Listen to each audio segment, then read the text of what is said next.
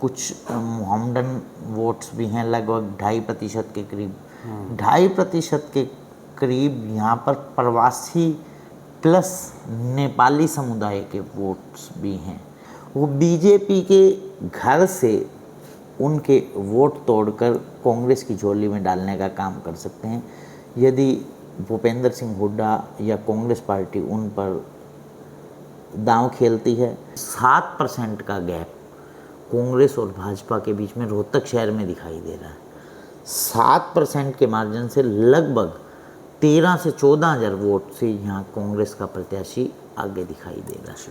मैं यदि 6 ही कंटेंडर भाजपा में भी सक्रिय मानता हूँ जो टिकट के लिए दौड़ में बने हुए हैं, जो अपने पिछले मेयर थे मनमोहन गोयल जी, जिंदल परिवार के, हाँ देखो सेठ किशनदास जी के सुपुत्र हैं जो कि 2 बार रोहतक विधानसभा के विधायक भी रहे जी। उसके बाद वर्तमान में अभी पिछली ही टर्म में वो रोहतक से भाजपा के मेयर थे जी। और जिंदल परिवार के दामाद हैं। एमसी जो गुलशन ईश पुनियानी 15 वार्ड से कई बार एमसी बने हैं, वो अलग हैं। उनकी सॉफ्ट छवि भी है गुलशन ईश पुनियानी, और कई बार पार्षद बने हैं। उस एरिया से पार्षद बनते हैं जहां बीजेपी का स्ट्रॉन्ग जोन है हरियाणा में, जहां पर 75% जनरल जाति के वोट हैं। रोहतक विधानसभा पूरे हरियाणा की एक ऐसी विधानसभा है जहां पर सर्वाधिक परसेंटेज में पंजाबी कम्युनिटी है। नमस्कार, मेरा नाम है सत सिंह, हरियाणा फाइल्स में आपका स्वागत है। आज हम बातचीत करेंगे हरियाणा की एक हॉट सीट की जिसका नाम है रोहतक विधानसभा। कौन यहां से आने वाले विधानसभा चुनाव में भारतीय जनता पार्टी और कांग्रेस के प्रत्याशी हो सकते हैं। जैसा कि कल से सोशल मीडिया पर एक लिस्ट घूम रही है कि पूरे हरियाणा में कांग्रेस से कौन कौन टिकटार्थी हैं 90 विधानसभाओं में, बहुत सारे नाम आ रहे हैं। चर्चा करने के लिए आज मेरे साथ हैं जोगिंदर कथुरिया जी, आप राजनीतिक विश्लेषक हैं। कथुरिया साहब, आपका स्वागत है। तो रोहतक विधानसभा के बारे में आपका क्या कहना है, क्योंकि दिग्गजों की विधानसभा है और यहाँ से भूपेंद्र सिंह हुड्डा तो मुख्यमंत्री 10 साल रहे ही हैं, और वैसे भी पॉलिटिकली बड़ा इम्पोर्टेंट है रोहतक का नाम। देखिए, कांग्रेस और भाजपा के बीच सीधी टक्कर होती रही है रोहतक विधानसभा में। डॉक्टर मंगल सेन भाजपा की ओर से यहाँ 7 बार विधायक बने और उनके निधन के बाद इस सीट पर ज़्यादातर कब्जा कांग्रेस का ही रहा। 1996 में यहाँ हवीपा की टिकट पर जो अपने पिछले मेयर थे मनमोहन गोयल जी, इनके पिताजी लाला सेठ किशनदास जी भी विधायक बने थे। उसके बाद 2000 और 2005 के चुनाव में यहाँ शादीलाल बत्रा ने फतेह हासिल की। 2009 में यहाँ पर भारत भूषण बत्रा विधायक चुने गए। 2014 में मनीष ग्रोवर 3 बार हारने के बाद जीत हासिल कर पाए।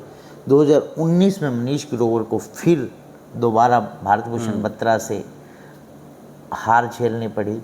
2009 से 2019 तक लगातार 3 चुनावों में आमना सामना मनीष ग्रोवर और भारत भूषण बत्रा के बीच में हुआ। दोनों ही अपनी पार्टी की ओर से दिग्गज चेहरे हैं। ज़्यादा चर्चा तो यही होती है कि यही 2 चेहरे आमने सामने होंगे या दोनों पार्टियां नए चेहरों पर दांव खेलेंगी, या एक पार्टी नए चेहरे पर दांव खेलेगी, एक पार्टी पुराने चेहरे पर। बहुत सारे नाम सामने आ रहे हैं। देखो, कांग्रेस की तो ऑफिशियल एक जो लिस्ट जिन्होंने टिकट के लिए आवेदन किया, 10 लोगों ने आवेदन किया है। मैं उनमें से 6 लोगों को शॉर्ट लिस्टेड किया है जो सीरियस कंटेंडर हैं, जो एक यहाँ डोमिनेंट कम्युनिटी पंजाबी कम्युनिटी से बिलोंग करते हैं। लगभग 81,000 पंजाबी मतदाता। और आपको ताज्जुब होगा, मैं बता देता हूँ, रोहतक विधानसभा पूरे हरियाणा की एक ऐसी विधानसभा है जहाँ पर सर्वाधिक परसेंटेज में पंजाबी कम्युनिटी है। 40% से भी अधिक, 41% के करीब यहाँ पंजाबी मतदाता है। रोहतक शहर के बाद पानीपत शहरी सीट ऐसी सीट है जहां पर पंजाबी मतदाताओं की तादाद 40% से ज़्यादा है। परंतु परसेंटेज की बात करें तो पानीपत शहर भी रोहतक से पिछड़ जाता है पंजाबी मतदाताओं की तादाद में, परसेंटेज में। उसके बाद आपको एक और ताज्जुब की बात बता दूं रोहतक विधानसभा के बारे में। रोहतक विधानसभा एक ऐसी विधानसभा है हरियाणा में जहां पर 75% जनरल जाति के वोट हैं। यहाँ पंजाबी लगभग 41% मैंने बताए। यहाँ पर लगभग आपको बता दूं 22,000 के करीब बनिया मतदाता भी है, जो 11% के करीब हो जाता है। उसके बाद मैं आपको बताऊं यहाँ पर यदि जनरल जाति के 8,000 के करीब यहाँ ब्राह्मण मतदाता भी हैं। अच्छा। यदि हम और डीपली जाते हैं, यहाँ पर 41,000 लगभग 20.5% जाट जाति के मतदाता भी हैं। तो इन्हें आप देख लीजिए, लगभग 75% जनरल जाति के मतदाता हैं। यहाँ कुछ मोहम्मडन वोट्स भी हैं, लगभग 2.5% के करीब।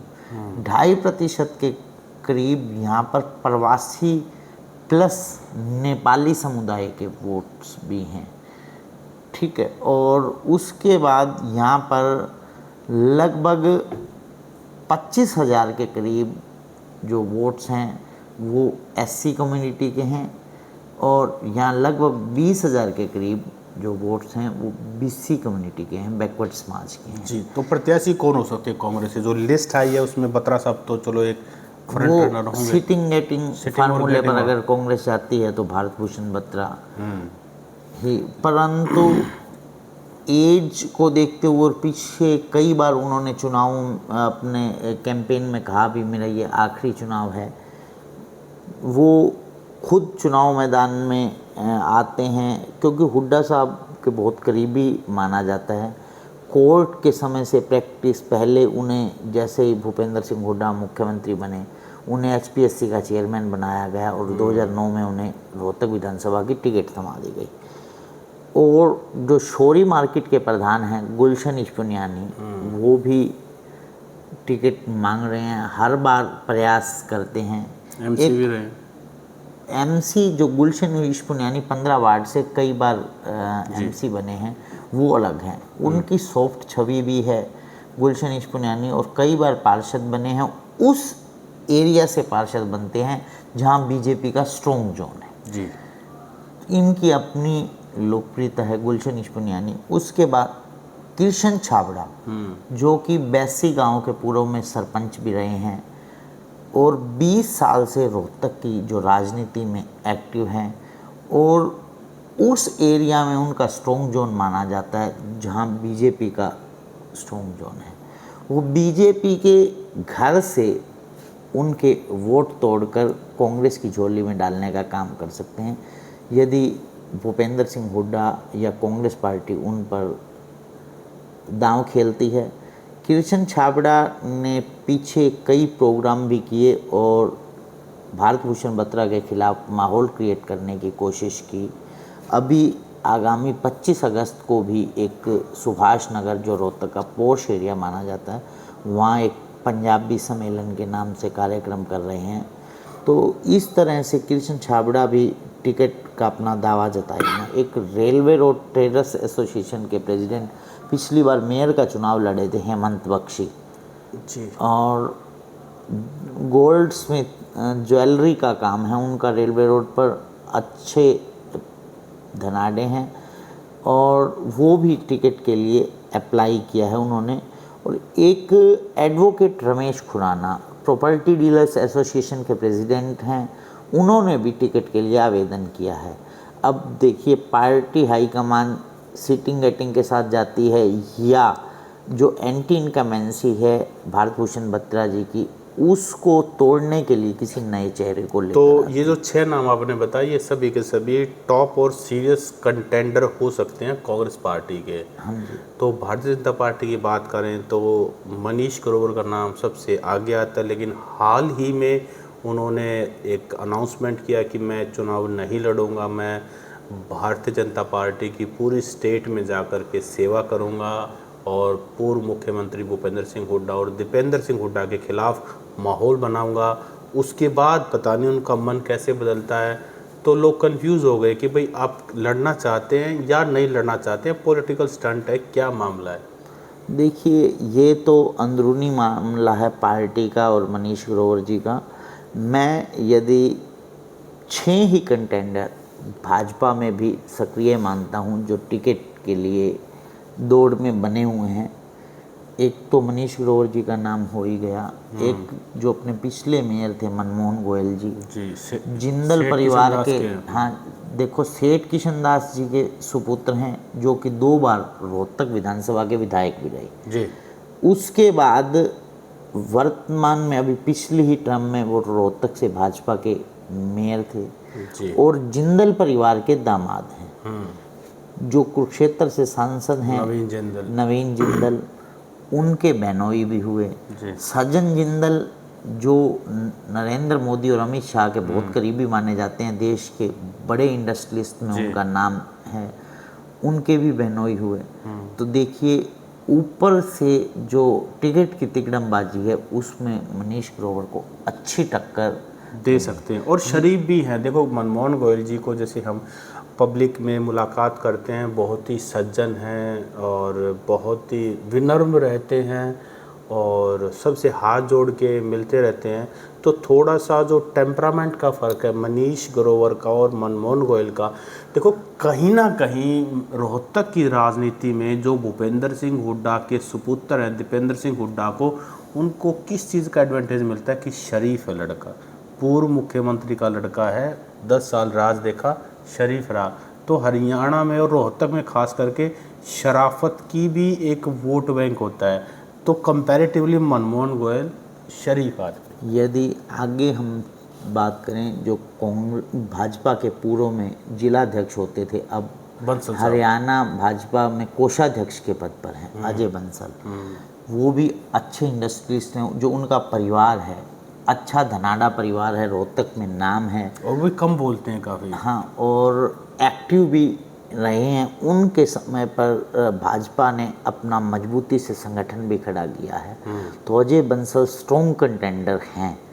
यदि आरएसएस की पृष्ठभूमि देखी जाए, पार्टी में संगठन के तौर पर, कार्य के तौर पर देखा जाए, तो अजय बंसल का भी दावा मजबूत बनता है। उसके बाद यदि एक और पॉलिटिकल चेहरे पर चर्चा कर लेते हैं, राजकमल सहगल।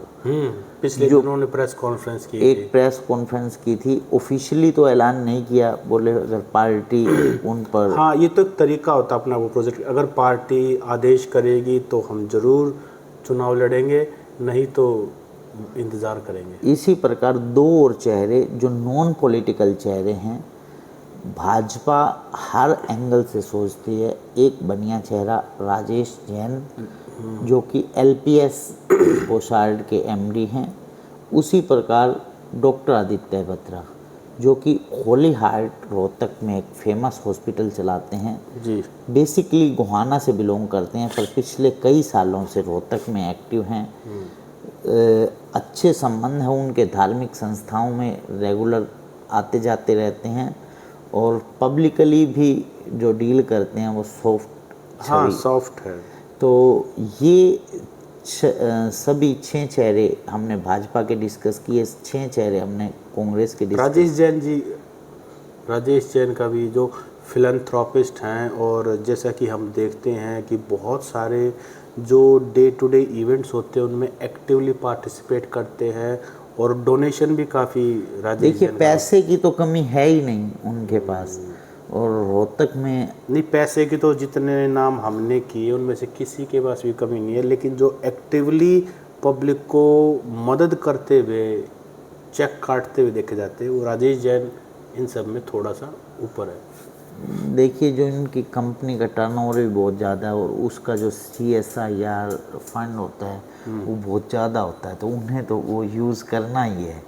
चलो, इस टॉपिक, एक इस बार ना रोहतक में एक और चीज़ इम्पोर्टेंट होने वाली है। आम आदमी पार्टी का चेहरा कौन होगा और उसका क्या प्रभाव होगा कांग्रेस और भाजपा, क्योंकि वो भी नॉन जाट चेहरा ही होगा और पंजाबी नॉन जाट में भी अगर वो पंजाबी चेहरा होता है तो कहीं ना कहीं वो नुकसान पहुंचाएगा। देखिए, अब दो चेहरे बिल्कुल आगे दौड़ में हैं। लवलीन टुटेजा जो प्रदेश के सीओबी हैं और पिछले काफ़ी समय से आम आदमी पार्टी में एक्टिव भी है। एक सुरेश मुंजाल जो कि पूर्व में एमसी भी होते थे, अभी पिछले ही दिनों उन्होंने आम आदमी पार्टी ज्वाइन की है। और उसके बाद यदि पार्टी अपने किसी पुराने चेहरे पर दांव खेलना चाहेगी तो जो शुरू दिन से पार्टी के फाउंडर मेंबर्स में से एक हैं शिव मोहन गुप्ता, शायद उन्होंने पिछली बार रोहतक में एमसी का चुनाव लड़ा था और अच्छे खासे वोट्स भी लिए थे अपने ही वार्ड से, और पार्टी के फाउंडर मेंबर्स में से हैं शिव मोहन गुप्ता। इन तीन चेहरों में से पर किसका क्या प्रभाव कांग्रेस और भाजपा के कैंडिडेट को पड़ेगा, ये जब सभी प्रत्याशी सामने आ जाएंगे तो ही पता लग पाएगा। लेकिन इस बार कतुरे साहब आपको माहौल क्या लगता है? पूरे प्रदेश का जो माहौल है एंटी इनकम्बेंसी काफ़ी स्ट्रॉन्ग है, तो रोहतक भी उसे अछूता नहीं है। तो रोहतक में भी एंटी इनकम्बेंसी यानी कि जो सत्ता में सरकार है पिछले 10 साल से, उसके खिलाफ एक माहौल है। कहीं ना कहीं लोगों को लगता है कि जो एक्सपेक्टेशंस जो हमने बीजेपी सरकार से लगाई थी वो पूरी नहीं हुई। कहीं ना कहीं कई फ्रंट पे काम जितना होना चाहिए था उतना नहीं हुआ। तो क्या उस माहौल का विपक्ष को यानी कि कांग्रेस पार्टी को फ़ायदा मिलेगा? देखिए, मैं आपको एक और विशेष बात बता रहा हूँ। जो अभी मैंने एक रोहतक शहर का सर्वे किया और डाटा भी है मेरे पास, मैंने वो बिल्कुल जेन्युइन सर्वे किया। आज की डेट में 7% का गैप कांग्रेस और भाजपा के बीच में रोहतक शहर में दिखाई दे रहा है। 7% के मार्जिन से लगभग 13 से 14 हज़ार वोट से यहाँ कांग्रेस का प्रत्याशी आगे दिखाई दे रहा है। तो ये चीज़ देखिए, माहौल बना रोहतक का जो लोकसभा का परिणाम आया और ओवरऑल जो हरियाणा में लोकसभा में कांग्रेस ने 5 सीटें जीती, उससे कांग्रेस का मोराल हाई हुआ और बीजेपी का मोराल डाउन हुआ। इतने हवा के बीच भी पिछली बार भाजपा को ओवरऑल लगभग 37% के करीब वोट मिला था। अब इस बार एंटी इनकम्बेंसी ज़्यादा दिखाई दे रही है, तो भाजपा का वोट शेयर पिछली बार के मुकाबले ओवरऑल हरियाणा में लगभग 6% घट रहा है।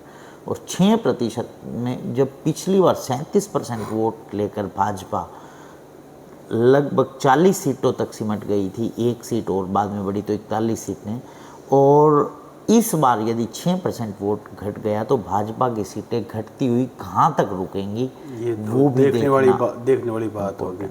तो दोस्तों, ये था रोहतक विधानसभा। हमने सभी प्रत्याशियों की चर्चा की, यहाँ का कास्ट कंपोजिशन क्या है उसके बारे में बातचीत की।